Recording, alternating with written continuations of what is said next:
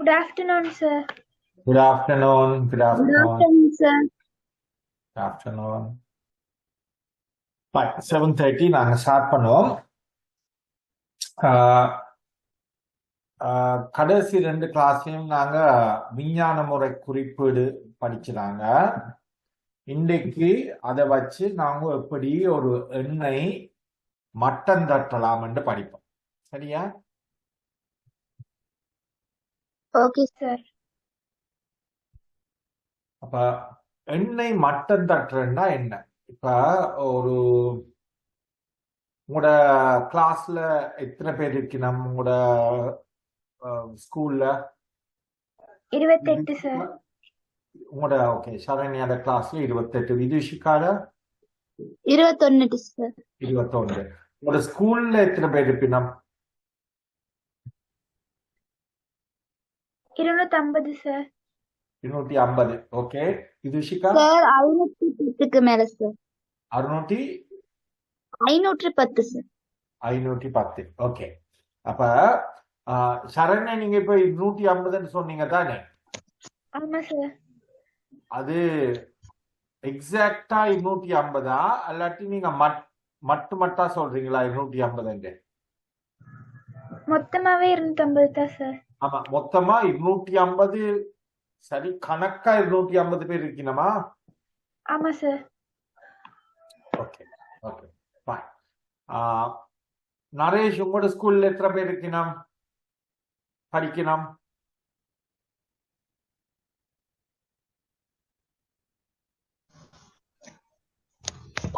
பேர் சார்.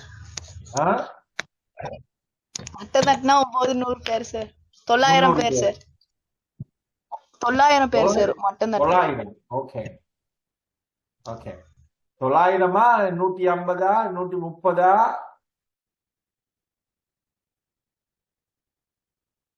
900 தான் sir. School முழுக்கத்தானே sir? ஆமா ஆமா. ஓகே, அப்ப மொத்தம் தட்டினா சார். அதுதான் இப்ப படிக்க போறோம். மட்டம் தட்டுறது. எஸ், அதுக்கு தான் கேட்டுனா. சரியா? இப்ப ஒவ்வொரு ஸ்கூல் சொல்லுங்களேன். ஒரு ஸ்கூல்ல 830 பேர் இருக்கிறாங்க. அப்ப 838 பேர், 838 மாணவர்கள் படிக்கணும்னு சொல்லுவோம் ஒரு கல்லூரியில. அப்ப 838 சொல்றதுல பார்க்க எங்களுக்கு கதைக்கிறதுக்கு இலகுவா இருக்கிறதுக்கு நாங்க சொல்றோம் 850. நான் உண்மையா 850 இல்ல, இருக்கிறது 838. ஆனா நாங்க எங்களுக்கு கதைக்கிறதுக்கு இலகுவா இருக்கிறதுக்கு நாங்க 850. அல்லாட்டி 780 மாணவர்கள் இருந்தா 780 சொல்லாம நாங்க சொல்லுவோம் அந்த இலகுவாக்குறதுக்கு 800 பேர் படிக்கணும். விளங்குதா? அதுக்குத்தான் பேர் மட்டம் தட்டுற. அதாவது நாங்க அந்த எண்ணிக்கையை அப்படியே கொடுக்காம அதை கூட்டியோ கழித்தோ நாங்க அதுக்கு உள்ளான விதிகளை பார்ப்போம். கூட்டியோ கழித்து எங்களோட இலகுவாக்குறது எங்களோட கன்வர்சேஷனை நாங்க மட்டம் தட்டி அந்த கூட்டுத்தொகையை சொல்லுவோம்.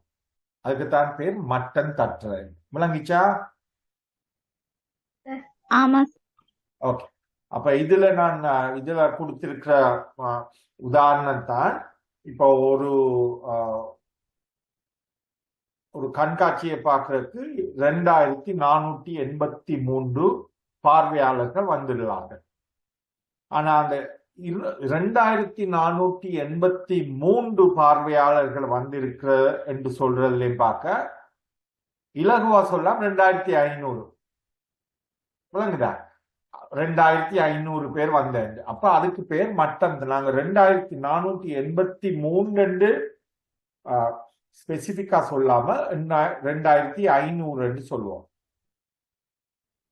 அப்ப இதுல 2வது பேராகிராஃப் பாத்தீங்களா? ஒரு எண்ணொன்றை மட்டம் தட்டுதல் என்பது அவ்வெண் சார்ந்த பெருமானத்தை அதற்கு மிகவும் அண்மித்த, அதனை விட சுருக்கமான அறிக்கையிட இலகுவான அல்லது சிறப்பு தன்மையுள்ள வேறொரு பெருமானமாக குறிப்பிடுதல் ஆகும். ஓகே, நாங்க சொன்ன மாதிரி இப்ப மட்டம் தட்டுற விதிகள் கணக்கெடுக்கு நாங்க இப்ப ஒன்னொன்ன பார்ப்போம். முதலாவது மட்டம் தட்டுற விதி வந்து கிட்டிய 10க்கு மட்டம் தட்டுதல். சரியா? இப்ப இதுல கொடுத்திருக்கிற உதாரணம் தான் 2483. சரியா? 2483 கிட்டிய 10க்கு மட்டம் தட்டணும். சரியா? அப்ப 2483 கிட்டிய 10க்கு மட்டம் தட்டுனா என்னென்ன எண்களை எடுக்கலாம்? ஒன்றில் 2480 அல்லாட்டி 2490 இல்லையா?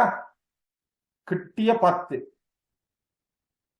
அது விளங்கிச்சா? கிட்டிய 10க்கு மட்டம் தட்டுறா 2483 நாங்க ஒன்று 2480 எழுதலாம், அல்லாட்டி 2490 எழுதலாம். அது விளங்கிச்சா உங்களுக்கு?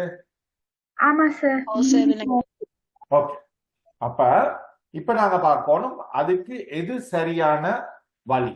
2480 2490 அதை கண்டுபிடிக்கிறதுக்கு நாங்க அந்த கடைசி எண் என்னன்றதை பார்க்கணும். இந்த 2483 கடைசி எண் எவ்வளவு? 3. அந்த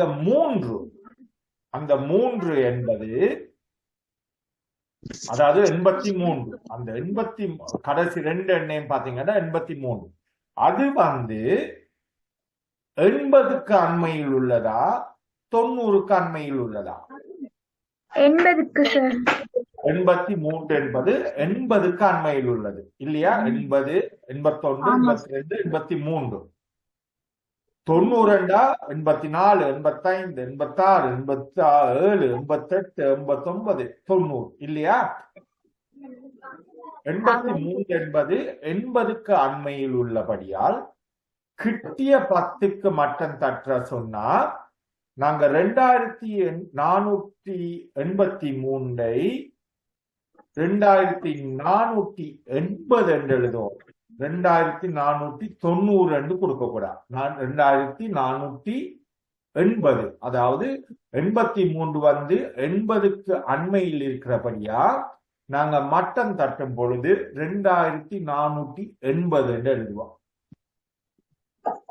அது விளங்கிச்சா? ஆமா சார்.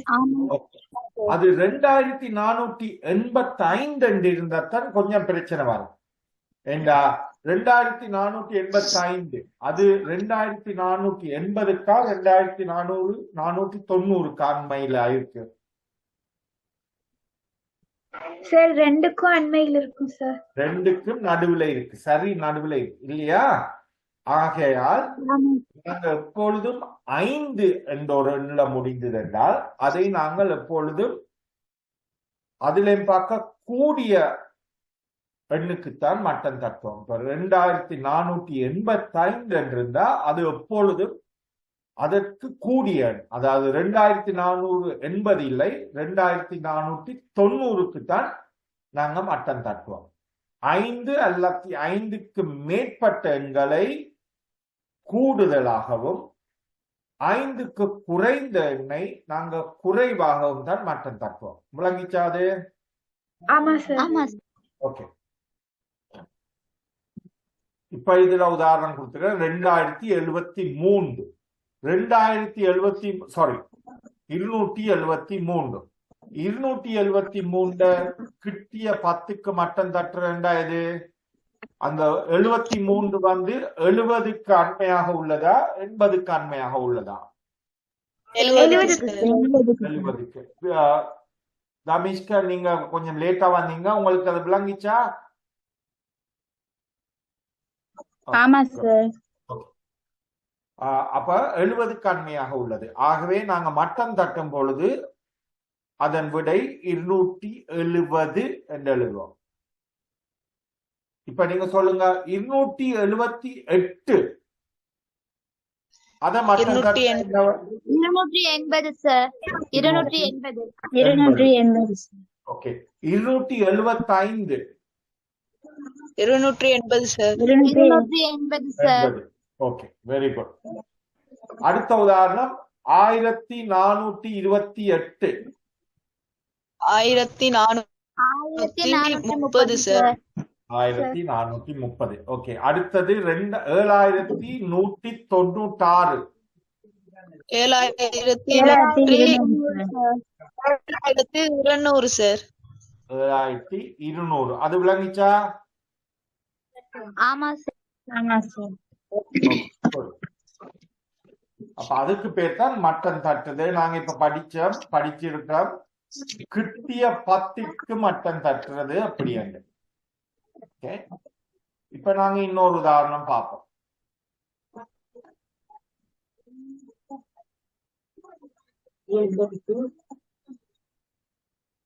கிட்டிய 100க்கும் கிட்டிய 1000க்கும் மட்டம் தட்டுறது எப்படின்னு பார்ப்போம். இப்ப நாங்க முதல் எடுத்த உதாரணத்தை எடுப்போம். 7236 சாரி 7346 7346 நீங்க முதல் சொல்லுங்க 10க்கு மட்டம் தட்டுனா அவ்வளவு? 7350 சார். 7350 சார். எல்லாருக்கும் விளங்கிச்சாது? ஆமா சார். ஆமா சார். ரைட். இப்ப நாங்க பார்ப்போம் 100. 100 என்றா 7000. இப்ப 10ன்னா அந்த 46 நாங்க 40 ஆக்குறோமா 50 ஆக்குறோமான்றது வைத்து இப்ப நாங்க பார்க்க போறோம் கிட்டிய 100. அப்ப 100 என்றா 7300 7400 அதான் 100 கிட்டிய 100க்கு இல்லையா? 7346 கிட்டிய 100க்கு மட்டம் தட்டுறேன்னா ஒன்றில் 7300 மட்டம் தட்டணும், அல்லாட்டி 7400 மட்டம் தட்டணும். இப்ப சொல்லுங்க. அப்ப அந்த கடைசி எண்களை பார்த்தீங்கன்னா அந்த கடைசி எண்கள் அதாவது 346 இந்த முறை 100க்கு மட்டம் தட்ட போறோம். 346 என்ற எண் 300க்கு அண்மையில் உள்ளதா 400க்கு அண்மையில் உள்ளதா? 400. விதுஷிகா எப்படி 346 நீங்க 400க்கு அண்மையில் உள்ளதுன்னு சொல்லுவீங்க? சொல்லுங்க. 300க்கும் 346க்கும் இருக்கிற வித்தியாசம் அவ்வளவு?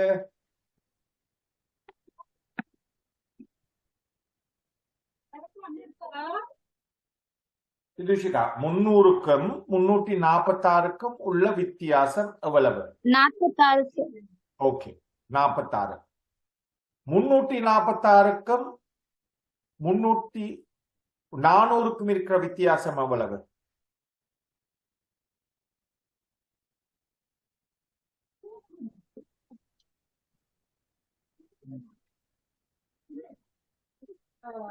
ஐம்பத்தி 4 சார். அப்ப 54 சிறியதா 46 சிறியதா? 46 சார். அப்ப எதுக்கு கிட்ட அண்மையில் உள்ளது? 346. 300க்கா 400க்கா?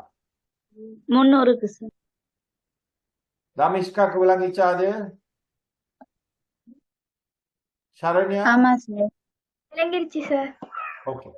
அப்ப 7346 நாங்க மட்டம் தட்டுறேன்னு சொன்னா நரேஷ் உங்களுக்கு விளங்கிச்சா? விளங்கிருச்சு சார். 7346 நாங்க மட்டம் தட்ட சொன்னா கிட்டிய 100க்கு நாங்க 7300 என்று எழுதுவோம். இப்ப நீங்க சொல்லுங்க 7370 அதை கிட்டிய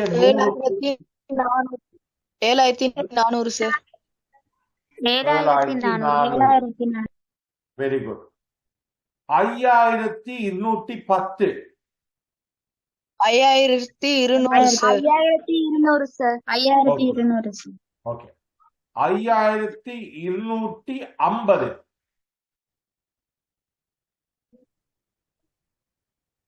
5300 சார். 5300 சார். ஓகே நாங்க சொன்னோம் 5 அல்லது 5க்கு மேற்பட்டதுன்னா கூட்டுவம், கூடிய எண்ணைக்கு உருவம். 5க்கு குறைவாக இருந்தால் அதை குறைத்து சொல்லுவோம். விளங்கிச்சா? அப்ப 4450 4500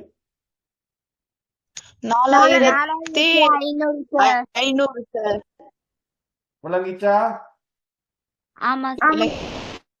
ஓகே இப்ப உங்களுக்கு தெரியும் கிட்டிய 10க்கு எப்படி மட்டம் தட்டுறது, கிட்டிய 100க்கு எப்படி மட்டம் தட்டுறது.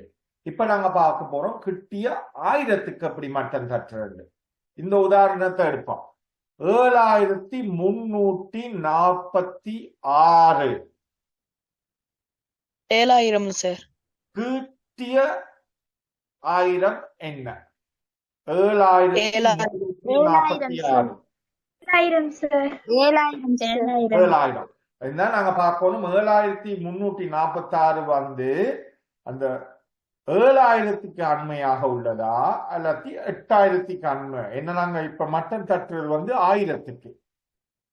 ஆகவே 7346 என்ற எண் 7300க்கு அண்மையாக இருக்கிறபடியால் நாங்கள் 1000க்கு மட்டம் தட்டும் பொழுது 7300 என்று எழுதுவோம். இப்ப சொல்லுங்க 7820 கிட்டிய 1000க்கு 7820 8000 8000 8000 9500 10000 சார். 1000 சார். விதுஷிகா விளங்கிச்சா? ஆமா Vidushika Thamishka okay right very good. உங்களுக்கு ஏதாவது கேள்வி இருக்கா அதுல? No sir. இல்ல சார். இப்ப நான் இதுல உதாரணம் தரேன், நீங்க அதை செய்யுங்க சரியா? இந்த 3 இலக்கங்களையும் கிட்டிய 10க்கு மட்டம் தட்டுங்க. சார் செஞ்சிட்டேன் சார். ஓகே சார் செஞ்சாச்சு சார். செஞ்சிட்டேன் சார். ஓகே நான் இன்னொரு எண்ணையும் தாரேன். அப்ப நான் எல்லார்ட்டையும் அந்த கேள்வியில கேட்கலாம். இன்னொரு எண்ணையும் இதே எழுதுவோம். செஞ்சாச்சு. எழுதியாச்சு சார். ஓகே முதலாவதுக்கு சரண்யா என்ன விட? 740 சார். Very good. தமிஷ்கா ரெண்டாவதுக்கு என்ன விட? 870 சார். Very good. விதுஷிகா மூன்றாவதுக்கு என்ன விட? 550 sir. Very good. And Naresh நாலாவதுக்கு என்ன விட? 630 சார். ஓகே இதே 4 உதாரணத்தையும் கிட்டிய 100க்கு மட்டம் தாட்டுங்க. விதுஷிகா முதலாவதுக்கு விட என்ன? Sir 700 sir. நரேஷ் ரெண்டாவதுக்கு விட என்ன? 900 சார். தமிஷ்கா மூன்றாவதுக்கு விட என்ன? 600 சார். எப்படி சொல்லுங்க, நீங்க விளங்கப்படுத்துங்க எனக்கு.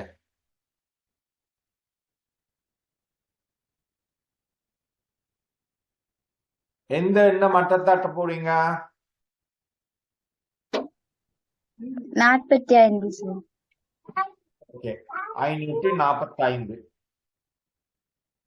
அந்த 545 500க்கு அண்மையாக உள்ளதா 600க்கு அண்மையாக உள்ளதா? 500 சார். அப்ப விடை என்னவா வரும்? 500 சார். Okay good. சரண்யா நாலாவதுக்கு விடை என்ன?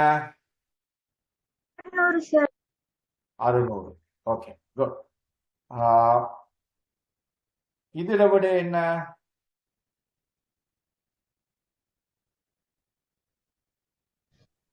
900 சார் 900 900 விளங்கிச்சா?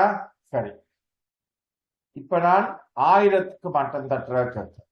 சரியா? இந்த 3 எண்களையும் 1000க்கு மட்டம் தட்டணும். ஓகே, சரண்யா முதலாவதுக்கு என்ன விட? 2500 சார்.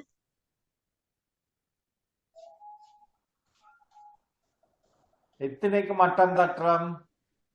10க்கா 100க்கா 1000க்கா? 1000க்கு சார். 1000க்கு மட்டம் தட்டுனா 2000 சார். Very good. 2500 இல்ல, 2000 அல்லது 3000. 1000க்கு மட்டம் தட்டினா நீங்க சொன்ன விட சரி. 100க்கு மட்டம் தட்டினா 2500. சரி சரியா? சார். இப்ப 1000க்கு அப்ப 2000. ஓகே, தமிஷ்கா ரெண்டாவதுக்கு விட என்ன? 4000 சார். Okay, good. விதுஷிகா மூன்றாவதுக்கு விடை? 6000 சார். Very good.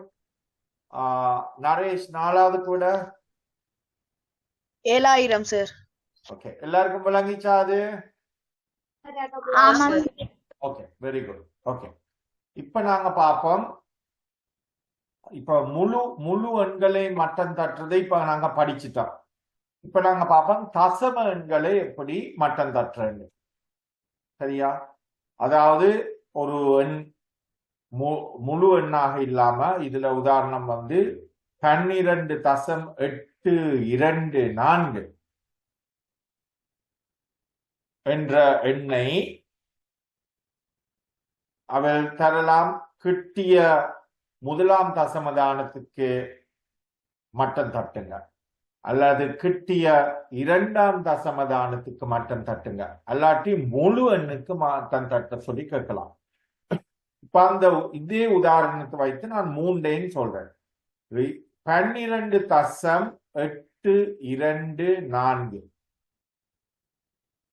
2 தசமதானங்களுக்கு மட்டம் தட்ட சொன்னா கடைசியா இருக்கிற எண் 4. ஆகவே அது குறைய மட்டம் தட்டுவோமா கூட மட்டம் தட்டுவோமா? குறைய குறைய. அப்படி என்ன விட 2 தசமதானங்களுக்கு மட்டம் தட்ட சொன்னா அது விடை 12 தசம். சொல்லுங்க, என்ன விடையா வரும்? 820 82. சரியா? 12.82. சரண்யாக்கு விதுஷிகாக்கு சாரி தமிஷ்காக்கு விளங்கிச்சா? ஆமா சார். ஆமா சார். ஓகே, இதே எண்ணை முதலாம் தசமதானத்துக்கு மட்டம் தட்ட சொன்னா உங்கள்கிட்ட கடைசியா இருக்கிற 2 எண்களும் 2, 4.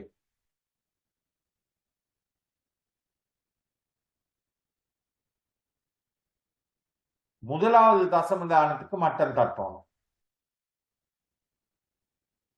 அப்ப முதலாவது தசமதானம் இதுல இருக்கிற எண் 8.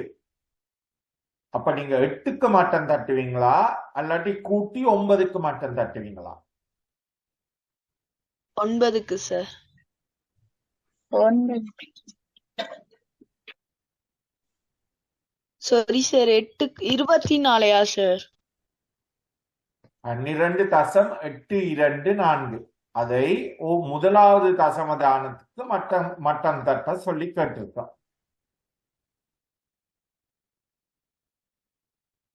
உங்களோட விடை என்னவாக இருக்கும்?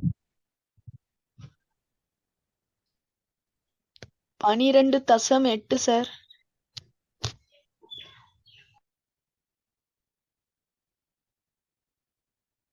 மற்ற 3 பேரும் உங்களோட விடை என்ன?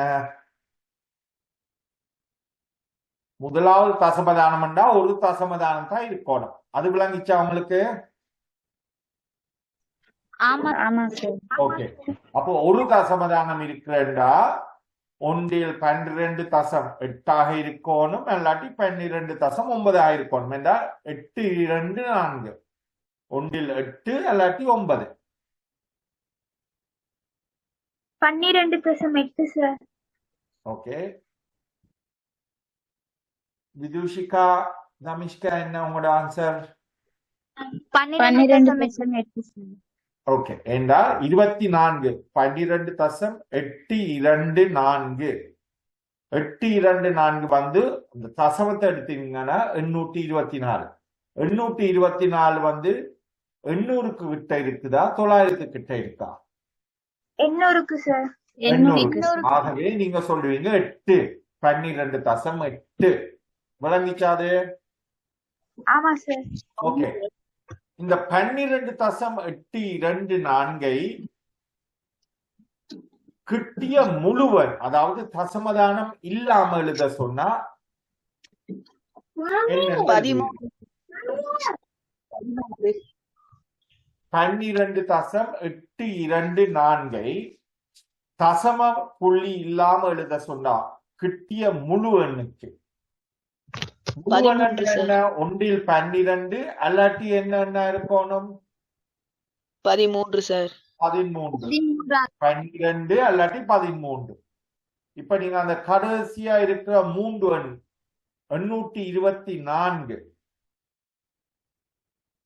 அந்த 824 வந்து எதற்கு அண்மையாக இருக்கிறது?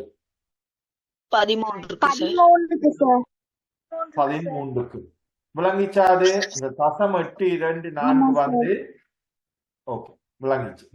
Very good. இப்ப நான் தார உதாரணங்களை நீங்க எனக்கு சொல்லுங்க. ஏன்னா தசமதானம் வந்து கொஞ்சம் ட்ரிக்கி, மற்றதுலையும் பார்க்க, நாங்க படித்ததுலையும் பார்க்க. 6.362 அதான் கேள்வி. சரியா? 6.362. நீங்க முதலாவதா செய்ய வேண்டியது வந்து இதை கிட்டிய 2ஆம் தசமதானத்துக்கு மட்டம் தட்டுக. நரேஷ் விட என்ன? 6.36 சார். சரண்யா? 6.36 சார். ஓகே, விதுஷிகா, தமிஷ்காக்கும் அதே விடையா? ஆமா சார். ஆமா சார். Okay, right. இப்ப இந்த எண்ணை கிட்டிய முதலாம் தசமதானத்துக்கு மட்டம் தட்டுக. செஞ்சாச்சு சார். ஓகே, செஞ்சாச்சு சார். செஞ்சாச்சு சார். தமிஷ்கா, உங்களோட விட என்ன? 6.3 சார். விதுஷிகா, உங்களோட விட என்ன? 6.4 sir. Saranya? 3 sir. 6.3. Sir. Naresh? 6.4 sir. Okay,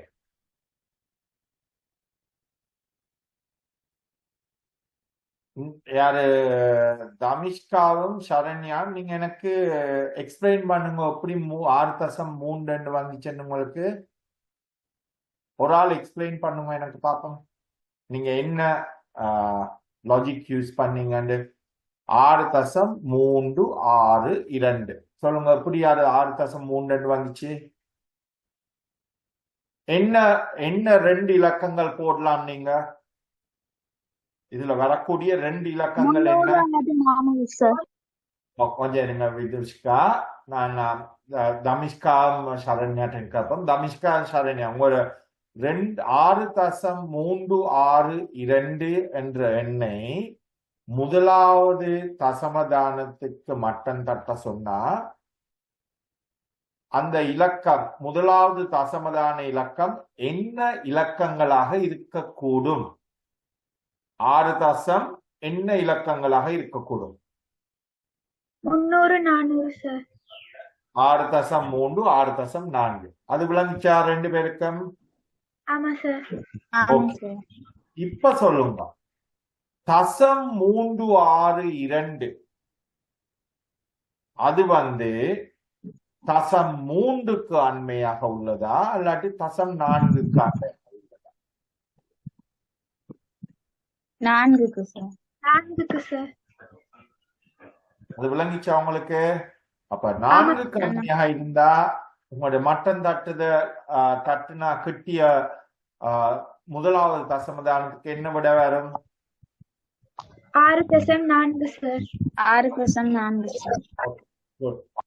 okay, இப்ப எனக்கு இதே எண்ணை கிட்டிய முழு எண்ணுக்கு மட்டன் தட்டுக. செஞ்சாச்சு சார். முறைய சொல்றேன், சரியா? இப்ப முழு எண்ணா எந்த 2 எண்களை அதை எடுக்கலாம்?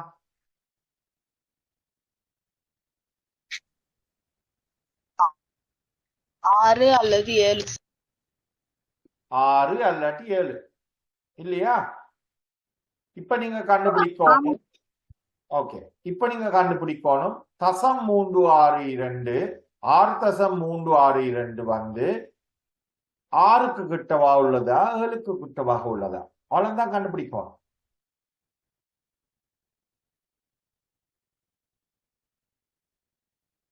அப்ப இன்னொரு இலகுவான முறை வந்து 6.5 வந்து நீங்க எப்படி எழுதுவீங்க? முழு எண்ணுக்கு 6.5 என்னவா எழுதுவீங்க? 7 என்று எழுதுவீங்க. 7 சார்.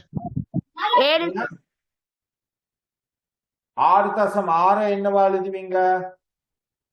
7 சார். அப்ப 6.3 என்னவா எழுதுவீங்க? 6 6 சார். சார். விளங்கிச்சா? அவ்வளவு கஷ்டம் இல்ல. அப்படி நீங்க யோசிச்சீங்கன்னா கஷ்டம் இல்லை. அதாவது நீங்க முதலாவது கண்டுபிடிக்க வேண்டியது எந்த 2 இலக்கங்களை இது எடுக்கலாம். சேர்ந்து 2வது கண்டுபிடிக்க வேண்டியது நீங்க இருக்கிறது வந்து எந்த அந்த அந்த 2 இலக்கங்களுக்கும் எதுக்கு அண்மையாக உள்ளது. சரியா? அப்ப இன்னொரு இலக்கம் தாரன். இப்ப இதுக்கு விட வந்து 7. இன்னொரு உதாரணம் தாரன்.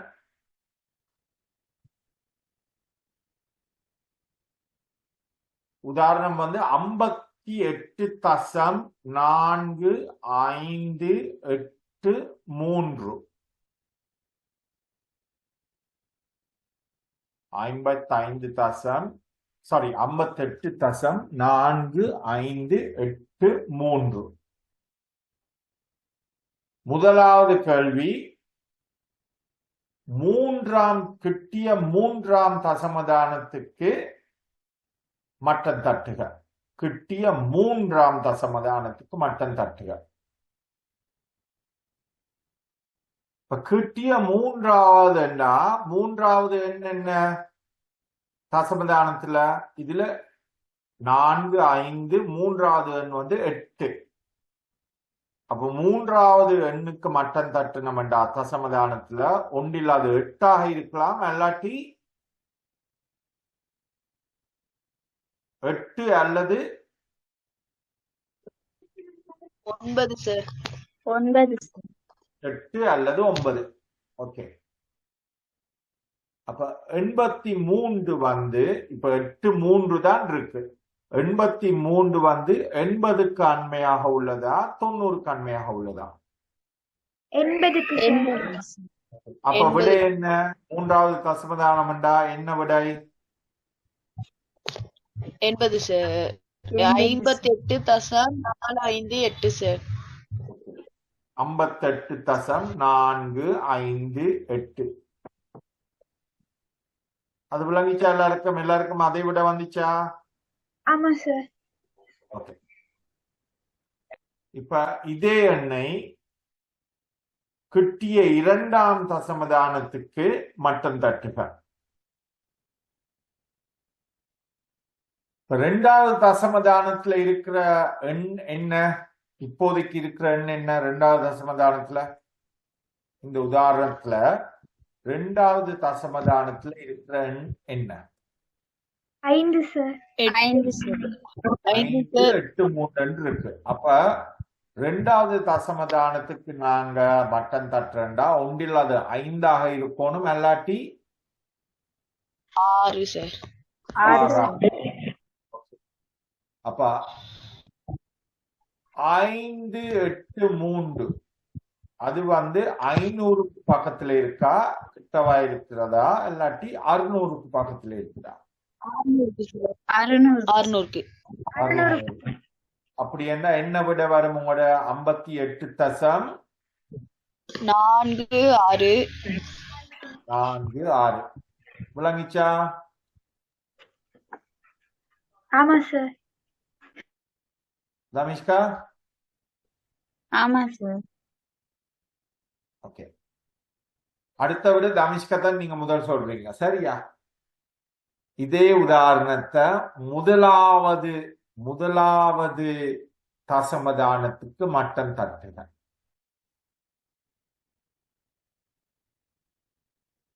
செஞ்சாச்சு சார்.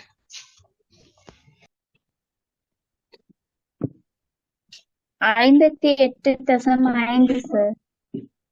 58.5. சரண்யா? செய்யணும். சொல்லுங்க எனக்கு. Okay sir. 58.5 sir. Very good. 58.5. ஏண்டா 58.45, அதாவது முதலாவது தசமதானம் என்றபடியா 1 4 அல்லாட்டி 5 இருக்கணும்.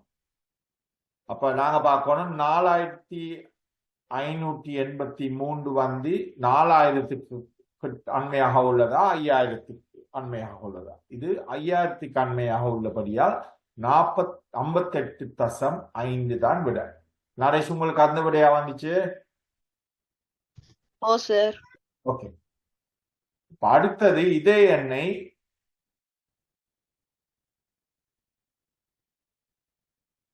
ஆ, 10க்கு மட்டம் தட்டுக. முழுவன் ஆனா 10க்கு, முழுவன் தசமதானம் இல்லாம ஆனா 10 கிட்டிய 10க்கு மட்டம் தட்டுக.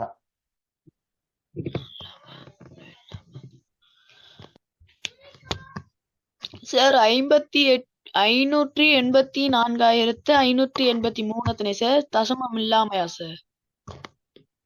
இதுல உதாரணம் 58.4583. சரியா? அதான் உதாரணம். அந்த எண்ணை கிட்டிய 10க்கு மட்டம் தட்டுக. 10க்குனா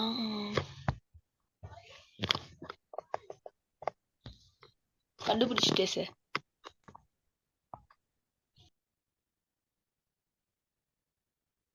உங்களுக்கு கிடைச்ச விட என்ன நரேஷ்? 60 சார். ஓகே, சரண்யா உங்களோட விட? 80 சார். 80. தமிஷ்கா? 60 சார். 60. ஓகே, சரண்யா உங்களுக்கு எப்படி 80 வந்துச்சு? 58.4583 தானே உதாரணம், இல்லையா? ஓகே, இப்ப சொல்லுங்க, கிட்டிய 10 அது 2 10 உள்ள இலக்கங்களை தான் எடுக்கலாம். எந்த 2 இலக்கங்கள் எடுக்கலாம் சரண்யா, நீங்க சொல்லுங்க. 58.4583 என்பது கிட்டிய 10ஆக எந்த 2 இலக்கங்களை எடுக்கக்கூடியதாக இருக்கும்? 50 60 சார். 50 60. அப்ப 80 வாரதுக்கு சான்ஸே இல்லை, விளங்கிச்சா? ஆமா சார். ஓகே, இப்ப சொல்லுங்க, அப்ப 50க்கும் 60க்கும் இடையில தான் இருக்க போகுது. இப்ப 58 60க்கு கிட்ட இருக்கா 50க்கு கிட்ட இருக்கா? 60க்கு சார். 60. ஆகவே உங்களோட விடை என்னவா இருக்கும்? 60 சார். ஓகே, விளங்கிச்சா எப்படி கண்டுபிடிக்கிறேன் இது? ஆமா சார். Okay, good. சோ தசமதானம் இருந்தா எப்படி கண்டுபிடிக்கிறேன்னு தெரியும். நாங்கள் கிட்டிய 10 கிட்டிய 100 கிட்டிய 1000க்கு நாங்க எப்படி மட்டன் தட்டுறன்னு கண்டுபிடிச்சிட்டோம்.